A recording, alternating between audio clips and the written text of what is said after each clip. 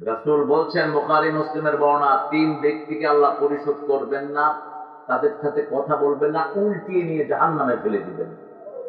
প্রথম ব্যক্তি টাকনুর নিচে কাপড় ঝুলিয়ে পড়ে। দুই নাম্বার মালিকুন কাযযাব, মিথ্যা শাসক। মিথ্যা কি? বাপ মিথ্যা কথা বলে সন্তানের সাথে, এরকম বাপ আছে না নাই?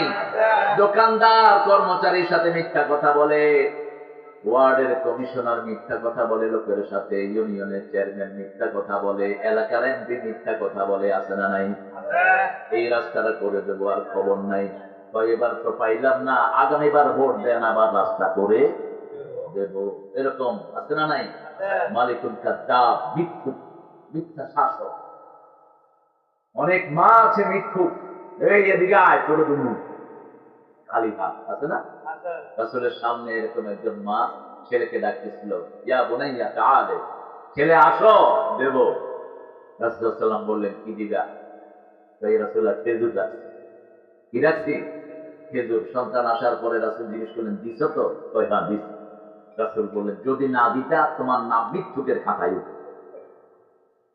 সহজ না। তুমি কোন প্রাণীর সাথেও ধোঁকাবাজি করতে পারবা? ইমাম বুখারী হেঁটে হেঁটে ১-১৫০ কিলোমিটার হেঁটে গেছেন হাদিস নেওয়ার জন্য। দেখে যে ঘোড়াকে ধোঁকা দিয়ে দিয়ে টানতেছে, ওই যে পাত্রের ভিতরে কোনো খাওয়া নাই, ঘোড়াকে এমনি সাজতেছে, ঘোড়া আসতেছে, ওই লোকের থেকে তিনি হাদিস নেননি।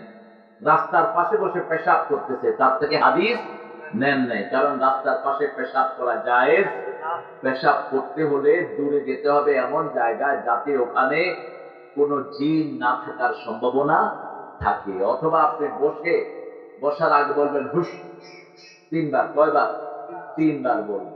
দেখবেন অনেকে জিনের গায়ে মুখে, এরপরে ওই জিনটা তাকে উঠিয়ে নিয়ে যায়। আমাদের এরকম ঘটনা ঘটেছে আমাদের প্রতিষ্ঠানে।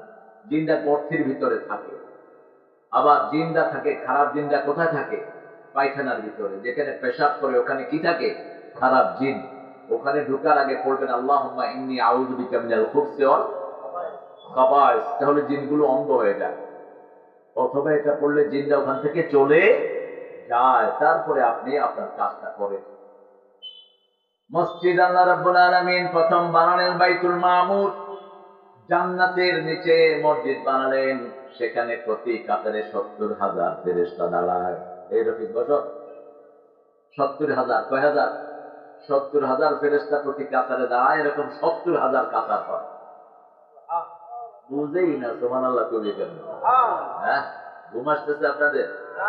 একটু জোরে বলেন তো সুবহানাল্লাহ। কয় হাজার ফেরেশতা?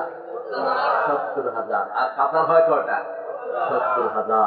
এরকম ফেরেশতারা কিয়ামত পর্যন্ত নামাজ পড়বে, কিন্তু এক ফেরেশতা দ্বিতীয়বার সুযোগ পাবে না। এবার কত ফেরেশতা আল্লাহ বানিয়ে রেখেছেন, আরো বলেন সুবহানাল্লাহ। কিয়ামতের ময়দানে প্রত্যেক মানুষের গার্ডে থাকবে ৫ জন ফেরেশতা। কয়জন? ৫ জন ফেরেশতা। আল্লাহ রাব্বুল আলামিনের আরশ যে ফেরেশতারা নামিয়ে নিয়ে আসবেন, হামালাত আরশি সামানিয়া, ৮ জন ফেরেশতা আল্লাহর আরশকে বহন করবেন। কয়জন? ৮ জন। রাসূল সাল্লাল্লাহু আলাইহি ওয়াসাল্লাম বলেন, আল্লাহ, আমি একজন ফেরেশতাকে দেখতে চাই। আপনার আরশের চেয়ে বড় আর কিছুই নাই। সবচেয়ে বড় হলো আল্লাহ আরশ। সবচেয়ে বড় কি? আল্লাহর আরশ। তার চেয়ে বড় হলেন আমার আল্লাহ। আল্লাহু আকবার। এখন আল্লাহ যে কত বড়, এটা কোন সৃষ্টি মাথায় ঢুকাতে পারবে? রাসূল একটা উপমা দিয়েছেন। কি উপমা? সাহাবায়ে কেরাম জিজ্ঞেস করলেন, আকাশ কত বড়? রাসূল সাল্লাল্লাহু আলাইহি ওয়াসাল্লাম বললেন, আকাশটা কত বড় এটা কেউ জানে না, তবে প্রথম আকাশের কাছে দ্বিতীয় আকাশটা like a spoon in the desert. প্রথম আকাশটা দ্বিতীয় আকাশের কাছে হলো চামচের মতো, সুইয়ের মতো। সুই যত ছোট, প্রথম আকাশের কাছে দ্বিতীয় আকাশটা এরকম ছোট। দ্বিতীয় আকাশের কাছে তৃতীয় আকাশ, তৃতীয় আকাশের কাছে চতুর্থ, চতুর্থ আকাশের কাছে পঞ্চম, পঞ্চম আকাশের কাছে সপ্তম। আর এই সবগুলো আকাশ আরশের কাছে এরকম ছোট। এখন সেই আরশের উপরে আল্লাহ সমাসীন, আর রহমান ওয়া আলাল আরশে ইস্তাওয়া। আল্লাহ বলছেন, ওসিয়া কুরসিয়ুস সামাওয়াতি ওয়াল আরদ, আল্লাহ রাব্বুল আলামিনের কুরসি হলো যেখানে আল্লাহ পা রাখেন। কি রাখেন? পা। মাকামা কাদামাইন, এই পা রাখতে আকাশও শেষ, জমিনও শেষ। আল্লাহু আকবার বলবেন না? আপনাদের পা বড় না শরীর বড়? শরীর বড়, পা তো একটা ছোট্ট সাইজ।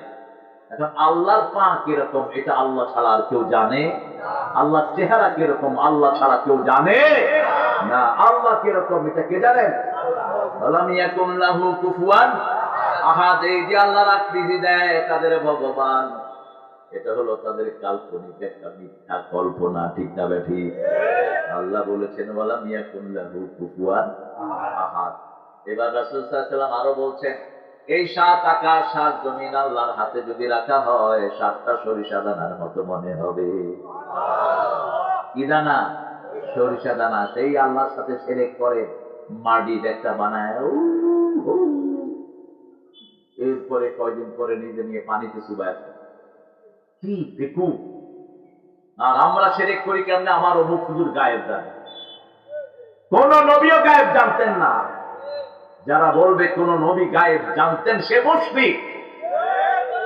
গায়েবের একমাত্র মালিক যা কিছু ক্ষমতা কার?